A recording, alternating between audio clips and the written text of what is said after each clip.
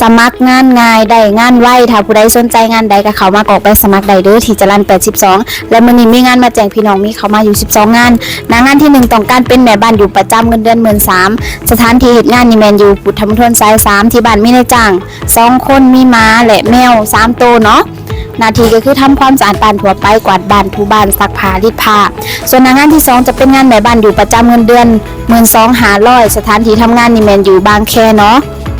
ที่บ้านมีนายจ้าง 2-3 คนบ่มีสัตว์เลี้ยงเนาะหน้าที่ก็ทำความสะอาดบ้านทั่วไปซักผ้ารีดผ้า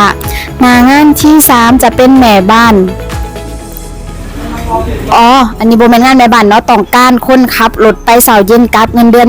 18,000 สถานที่เฮ็ดงานนี่แม่นอยู่เมกะบางนาที่บ้านมีนายจ้าง4คนเนาะเข้างานนี่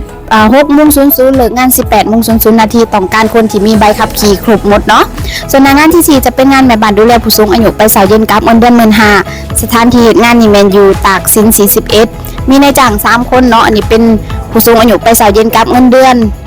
15,000 เข้างาน 8:00 เลิกงาน 17:00 นาทีเนาะดูแลผู้สูงอายุ1คนผู้หญิงใส่บล็อกเกอร์ยางช่วยเหลือตัวเองได้เป็นบางครั้งเนาะส่วนงานที่5จะเป็นงานแม่บ้านอยู่ประจำเงินเดือน 12,000 บนเฮ็ดงานดีแมนอยู่รัชดาที่บ้านมีนายจ้าง2คนมีม้า2มีแม่บ้านอยู่แล้ว1คนเนาะต้องการคนที่อยู่ร่วมกับคนอื่นได้งานที่6จะเป็นงานแม่บ้านอยู่ประจำเงินเดือน 12,000 บนเฮ็ดงานนี่แม่นอยู่เมืองทองธานีมีนายจ้าง4ม้า2ตัวเนาะขอคนที่บ่ย่านม้าส่วนงานที่7จะเป็นงานแม่บ้านอยู่ประจำเงินเดือน 12,000 บนเฮ็ดงานนี่แม่นอยู่ตาลิงซันเนาะมีนายจ้าง3คนบ่มีสัตว์เลี้ยงหน้าที่กระทำความสะอาดบ้านทั่วไปซักผ้ารีดผ้างานที่8แม่บ้านแม่ครัวเนาะต้องการคนที่เฮ็ดกับข้าวได้หลากหลายอย่างเงินเดือน 15,000 ถึง 16,000 บ่อนเฮ็ดงานนี่แม่นอยู่ราชพฤกษ์18มีนายจ้าง4คนบ่มีสัตว์เลี้ยงเนาะ